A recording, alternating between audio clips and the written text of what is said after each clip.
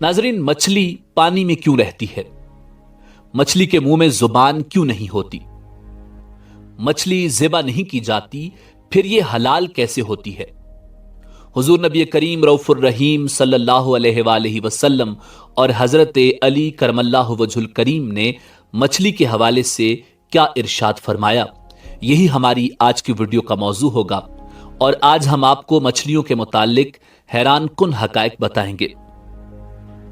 नाजरीन, मछलियां आबी जानवर हैं जिन्हें सर्द खून वाला जानवर भी कहा जाता है। छिलकों से ढका हुआ जिस्म और पानी में तैरने के लिए बने खुसूसी पर और गुलफड़ों से लेस मछलियां खुले समंदर, ताजे पानी, दरियाओं, झीलों से लेकर पहाड़ी झरनों, समंदर की अथाह गहराइयों में पाई जाती हैं। मछली दुनिया भर में इंसानों की समंदरी ग़िज़ाई ज़रूरियात पूरा करने के लिए निहायत अहम गिरदानी जाती है। खा वो समंदरों या खुले आबी मकामात से शिकार की जाए या उनकी परवरिश इंसान के बनाए हुए माही खानों में की जाए। नाजरीन, मारूफ किताब मुकाशिफतुल कुलूब के सफ़ा नंबर 159 में लिखा है कि अल्लाह रब्बुल इज़्ज़त ने तमाम जानवरों के मुंह में जुबान रखी है, मगर वाहिद मछली है जिसके मुंह में जुबान नहीं रखी गई।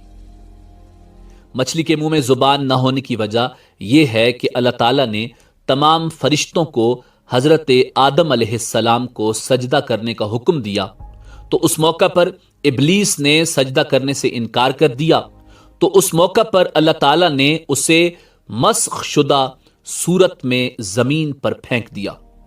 अल्लाह रब्बुल इज़्ज़त ने कुरान मजीद फुरकान हमीद में इरशाद फरमाया, व इज़ क़ुलना लिल मलाइकति इस्जुदू लि आदम फसजदू इल्ला इब्लीस अबा वस्तकबरा व कान मिनल काफिरीन।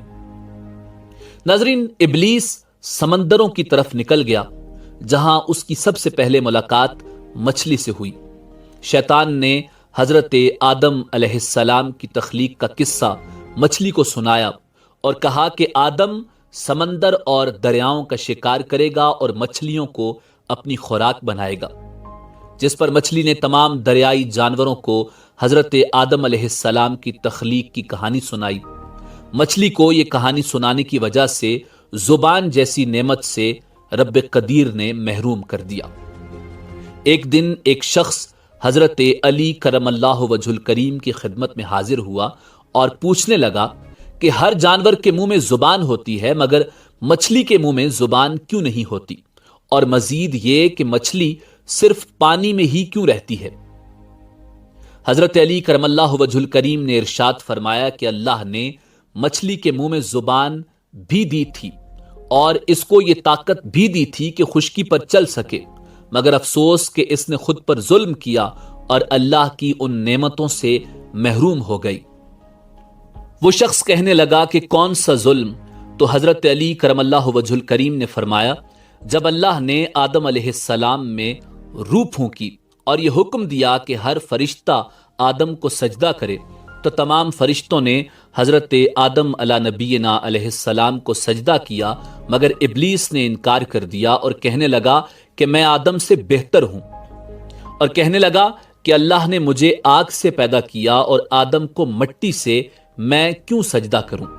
अल्लाह की नाफरमानी का मुर्तकिब हुआ और यह कहने लगा कि मैं आदम से बेहतर हूं।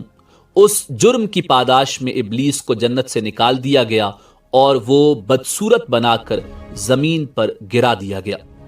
इब्लीस हसद और नफरत के साथ चीखने लगा और सबको बताने लगा कि इंसान जमीन में सब पर जुल्म करेगा। उस वक्त मछलियां जमीन पर चला करती थीं, इनके मुंह में जुबान भी हुआ करती थी। शैतान ने सबसे पहले मछलियों को भड़काया और कहा कि इंसान जब जमीन पर आएगा तो अपना पेट भरने के लिए तुम्हें जिंदा खंजर से काटेगा।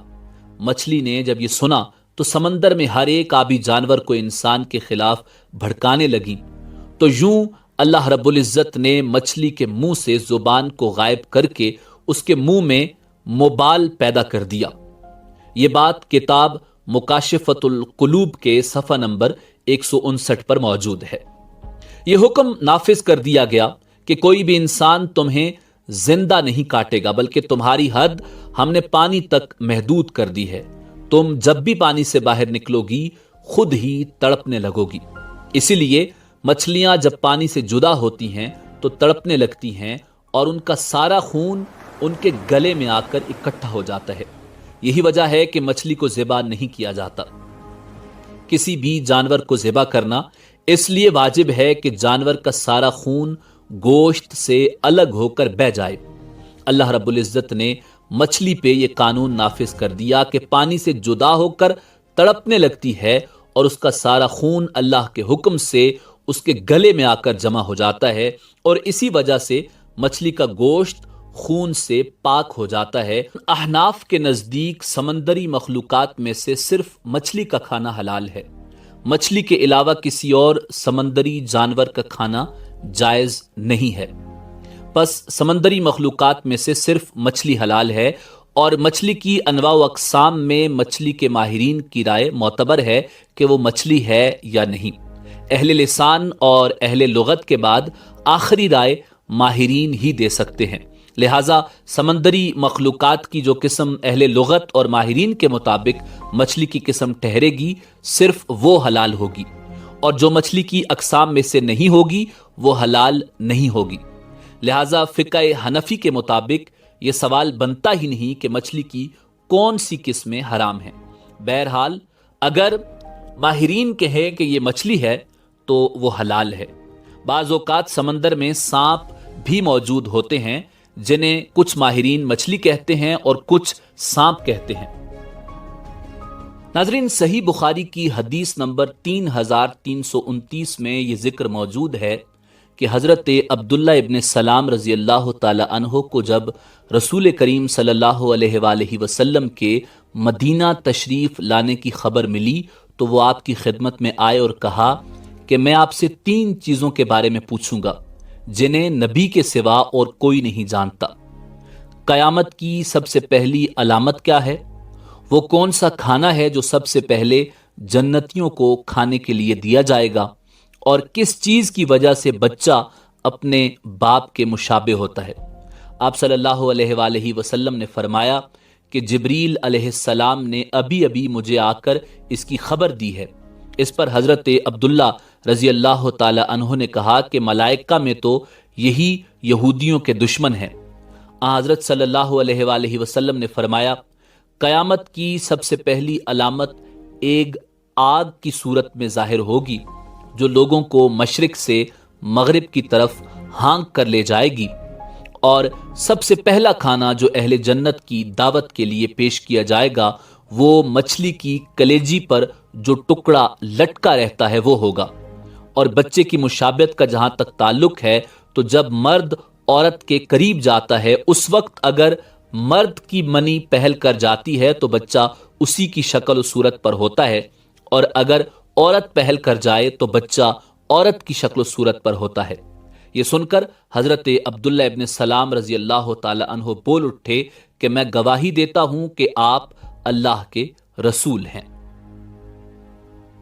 ناظرین، دین اسلام کے حوالے سے مچھلی انتہائی اہم جانور ہے جس کا اسلام کے کئی واقعات میں ذکر موجود ہے، جس طرح حضرت موسیٰ علیہ السلام اور حضرت خضر علیہ السلام کے واقعہ میں بھی مچھلی کا ذکر ملتا ہے۔ اسی طرح حضرت سلیمان علیہ السلام کے حوالے سے بھی مچھلی کے واقعات موجود ہیں، اور اسی طرح نبی کریم رؤوف الرحیم صلی اللہ علیہ وآلہ وسلم کی مبارک احادیث میں بھی مچھلی کا ذکر موجود ہے۔